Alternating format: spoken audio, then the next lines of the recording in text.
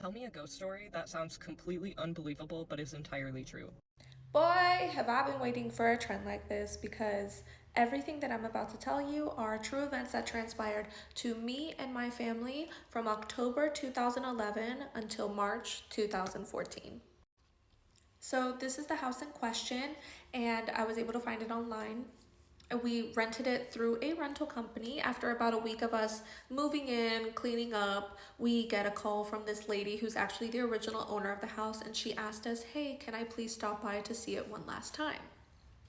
So, of course, we didn't think anything of it. We're like, of course, stop by, come see it. So, it turns out this lady was very sickly. I don't remember what illness she had, but she was leaving for treatment, and the prognosis wasn't looking good. And she was telling us different memories she had with her family in that house. And once we get into my room, it was green and it had this cute little picket fence floral. This is the only picture I have. It's not that good, but it had little bunnies and stuff. And she said, "Please, if you are going to change anything in this house, do not touch this room. I hand painted this mural with my daughter who passed away." Which at the time we didn't think anything of it. I had no plans of changing it, plus it's a rental. We didn't want to change anything about it. Now, once this lady left is when things started to happen. Now, everything that I'm about to tell you, as it happened, it continued to happen until we left this house. So at this point, we're about 2 weeks into living here, and I'm coming back home from school. I run up the stairs to the right. There's this office space, and the door was slightly open and the light was on. So I just turned off the light and closed the door, and I go to my mom's room. We talk about our day, and then we're gonna walk down the hallway, and we just stop. We stare at each other because I had told her about the light. The door again was open, and the light was on. So at this point, we kind of just walk over, we step into the room. There's nothing in there. We said, "Oh, how weird." Turn off the light, close the door. Now, from here on out, there's little sprinklings of this light is on, this door is randomly open, after you had closed it or turned off that light. Nothing crazy. After that, about a month or two in, I had a little miniature pinscher. Her name was Susie. She would start barking all the way at the bottom level towards the garage. Now, the way the house was laid out is that there was a 2-car garage. You would go in, and there was a second living room, go up some steps, kitchen, living room, dining room, and then you would go up the stairs, and it was the 4 bedrooms and the bathrooms upstairs. But all of a sudden, Susie would start aggressively going downstairs and barking at the garage door. We didn't pay any mind to this because we thought, oh, maybe there's a lizard or some sort of animal or whatever in the garage. Until one day, my dad started seeing this creepy crawl space in the garage. The door would be open. Now, this happened about twice. Mind you, this is weeks, maybe months apart. So we don't really think anything of it. Maybe it's a raccoon that crawled out of it. I don't know. Until one day, Susie had been barking at this door once or twice a week. And one day, she goes downstairs. Mind you, all the lights are off. She's barking so aggressively at the garage door, just going at it. And all of a sudden, we hear a yelp, just and she comes bolting up the stairs, goes all the way up the second set of stairs, and goes into my parents' room under the covers in her bed. At this point, we all look at each other and we're like, what the hell? We check her, she's perfectly fine. And then from here on forth, she still barks, but she would bark from the steps in the kitchen going down into that second living room. She would bark from there. She never went back to the garage door again. Then the next thing that started happening is we would hear just stomping up and down the stairs. And we would be like, what the hell is going on? And a lot of the times it was happening when everyone was in the house. So we were just excusing it as, oh, it's my dad, oh, it's my mom, or my mom would think it's me, and vice versa. Until one day, it happened to all of us individually when we were by ourselves. So I would hear stomping going up and down the stairs, but I would be home alone. That continued on, and we said, oh, okay, well, I guess there's spirits in the house. Whatever. There's nothing you can do about it. We didn't feel any negative energy or anything, so we, again, paid it no mind. And then, I guess we must have had a little trickster spirit. All of a sudden, things would start missing and then reappearing. So let's say all of a sudden you open the drawer in the kitchen and all of the spoons are gone, and they would be missing for 2 or 3 days, and then you would open it back up and they would just magically reappear. So this happened the whole time we were there. We didn't pay any mind to it. It's innocent, whatever. After the first year is when things started getting progressively more intense, more aggressive. I would be home alone after school in my bed doing homework, either with the door closed or the door open, but I started hearing scratching on my door, just a scratching sound.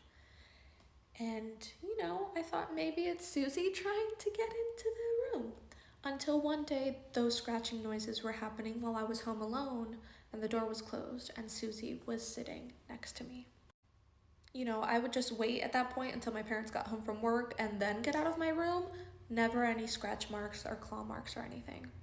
Soon after that, I started experiencing a lot of seeing shadows in the hallway or feeling like something was watching me while I was taking a shower. And then I talked to my mom about it, and she said she saw the shadows too. My dad eventually started seeing them, and it was always of a man in a suit. He had a top hat and he had a suitcase, and you would only ever see his shadow in the top hallway, or you would see his shadow while you were taking a shower, and you would open the curtain and there would be nothing there. And that was the absolute worst, just feeling and knowing you were being watched. Then one day, again, I'm by myself, my parents still aren't home from work, and I'm upstairs in my room with Susie, and mind you, the garage is directly under, so whenever someone comes home, you can kind of feel a slight shake and hear the garage door open and close very clearly. So at this point, Susie hears the garage door open. She goes downstairs all excited to say hi to my parents or whoever it is coming home. I'm still doing homework, so I'm not focused too much on it. And I literally hear the garage door open. I hear my mom with ruffled bags, and she's like, "Joelle, come down here. Help me with the groceries." I'm like, "Okay." I go downstairs. My mom isn't in the kitchen. I just find Susie staring with her head little cocked over at the garage door. And at this point, I start shaking. I'm like, "Mommy?" No answer. I open the garage door. It's empty. The garage is closed. No one is home. At this point, I bolt it upstairs, lock myself in my room, and I do not come out of my room until my parents come home.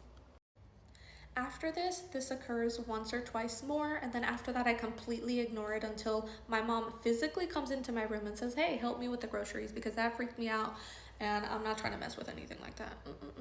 Not for me. And then one day, all of us are home. I'm in my room, my mom's in her room, my dad's downstairs in the living room watching TV, and all of a sudden, all of the lights start flickering on and off. All of the hallway coat jackets, all of the closets open up, and stuff just starts getting thrown out of it. Now this is the closet you could see directly in front of the living room that my dad saw just rip open, and just everything was closing out. What the fuck? At this point, heavy, intense, dark energy was flowing through, and a few days later we get a call from the rental agency letting us know that the lady who owned the house passed away that night. I'm literally getting goosebumps. And then after this, right here in that door, my mom had a little half curtain. After that day, there was this big dark shadow of a man just standing in front of the door. At first, I thought maybe it was just my reflection or something, but all of us saw it. And one day, out of curiosity, we were like, "What is that? Maybe it's a trick of the mind." So all three of us opened the door. No shadow, close it, full shadow figure of a tall, big man just standing in front of the door. Now this shadow, it did nothing to us. It didn't feel any negative presence of it, but it was there until the day we left that house. Like I said, after we found out the homeowner had passed away, a lot of the activities started ramping up. It was almost every single day, and at this point it started getting more aggressive, but it was definitely more towards me. I was the one experiencing the most. My parents saw a few things, but I was experiencing a lot of the hostility. And I don't have enough time, so I have to do a part Hey two. friends, welcome back to the channel. Thank you so much for clicking. Kindly subscribe to this beautiful channel. So in today's video, we are talking about some horror stories which happened on TikTok. This is like a TikTok trend where people are sharing their horror stories. You know, a lot of people have been experiencing ghost stories, and a lot of us believe that ghost stories don't really exist, but TikTok has proven and given a lot of content creators or people to share their stories, their experiences during these about the ghost stories, of course. Yeah, so according to the story which we're from hearing, like it's creepy, guys. Like the moment I'm watching it, I was literally like shaking because of a lot of stuff happened. So I remember when I was growing up, my mom always told us when you want to move to a house, especially rental houses, because it's occupies a lot of people, like different people from different background. So before we move from a house, we always made sure that that house is prayed for, and also it has been anointed everywhere, like starting from the bedroom, the kitchen, the guest room, the toilet.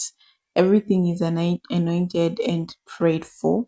Okay, because you may never know who was living in that house, what history that house it has, because some of the houses they actually had have bad history, or maybe someone died in that house and the spirit is still in that house. Like we've heard such stories. These are stories happen. So looking back to the story which we are just from watching. Yeah, because these people were given instructions, like they never even thought of like this thing can happen in this house. So I think in that house, the husband or the woman died in that house, like the landlord, the owner of the house. The husband died in that house, and the daughter died in that house. So the spirit was still roaming around in that house. Like they've never found like peace or rest, you know. So this is why they could hear some footstep in the passage, or are going upstairs, or maybe you hear the garage door opening. You know how crazy it is. How can you freezing? And you know the feeling of being watched. You don't know the person, but you just feel like in your spirit like the person is just here. So the most important part which I've seen, that when you involve God in everything, if these people maybe they were praying to God or asking maybe anyone to help them with the prayers so that they should pray for the house, it could have been better. Okay, now if you don't pray and you just stay in a house, then you're going to be like most of the time. So I'm going to share with you this. Also, I experienced some ghost stories when I was in high school. So at my school, when I just entered, like when you just opened, like I used to experience some weird stuff, guys. Like this is when I can just sit and relate that that was really crazy. So when I sleep, mostly I hardly wake up. I could feel like someone is pulling my hair, or someone is sitting on my head. So I'm feeling like to breathe, and I'm failing to raise my head. So I'll be shouting my friend, but my friend can't um listen that I'm actually shouting her name, like I'm calling her. I'll call on the top of my voice, like, yeah, once I just give a prayer, I pray for the release, for God to release me. Surely I will release like in second. So once I get released, I could cry. Then my friend was like, "What's happening? What's wrong?" I was like, "I don't know what's happening. It's a dream or what," but I felt like someone was sitting on my hair. So my friend thought that maybe I'm just making things. She never really paid attention to what I'm saying. Yeah. So until this time where we were sleeping the whole hostel, because you know how a boarding schools are. I don't know how in your country, but in my country where you have like a big house, then you share the rooms. Like it has rooms. Then two people in this room, the other rooms against, like that. So in the passage, like it has one passage and one door for out, for going out. Then in the passage in the night, we could hear foot, like a high heel shoe, like making step ding ding ding ding. You get my point? Da da da. Like you can visually hear like someone is walking in the passage. When you look, like no one walks, but who were in the night, like every night around 2 a.m. Wearing high heels shoes and walking in the passage, making noise for the friend. So we started like telling each other, like there's someone who always walk. You guys will always make noise for us. Then um I remember someone said like no one has we can walk at 2 a.m. with high heels. I think there's just something going on. Until one day we experienced it, but like we could hear footstep, like like you guys, it was crazy. People were crying. People were, it was bad, guys. It was really bad. And I also remember this one time where I slept and I felt like someone is touching me. Then I had to turn and found there's someone actually looking at me. You guys, I screamed my lung out. I was like, oh my god, it's really happening. Like these are real life issues. I know we don't take them serious, but ghost issues, like I've experienced it, guys. Especially in my school, it was crazy. So we don't know where this school bought this land. I don't know if there maybe something went wrong where the the land was bought, or maybe it was one of the school girls or boys were coming back for us. I don't know how you can relate it, but it was really crazy. Okay. So one time we before like I remember because I was a prefect by then. I don't know what you call it in your country, but I was a leader at my school. So we told ourselves, like, before we go to sleep, please let's pray. When you pray with your friend, we go again to bed, you pray. So once you pray, you sleep good. So this is why when you involve God in your life, like everything, you want to be like really experiencing bad things, God will always prepare you, like always protect and make you like sleep like a baby. This is what I'm going to say. So always in your life, if you want your life to go well, involve God. God is gonna fight for you. God is gonna do everything for you. Okay, and you'll never regret it. So I learned the hard way. Like it was crazy, but at a certain point, at the moment we just started sharing prayers, it was good. Like we could literally sleep and barely like you listen to the shoes, like someone is walking and everything. So like it was the most scary moment when I remember, where you can't, like, even if you're sick, you're even scared to sleep um in the hostel, because you'll be like experiencing those things alone, and if you're alone, like it's hard until your friends comes. So yeah, that was really my experience. And looking back to their story, like all the three people who died, they were in the house. Like yeah, the spirit was still roaming around. And the most scary part was when this woman died and in the closet there are like clothes coming out. That was really crazy. For there I can say I'm done. Like I'm really done, guys. I can't do it anymore. Yeah, so I don't know what you think about today's video. Do you enjoy this video? If you enjoy this type of videos, I'll keep posting for you. And don't forget to leave your comments in the comment section. All I can say is a bye bye.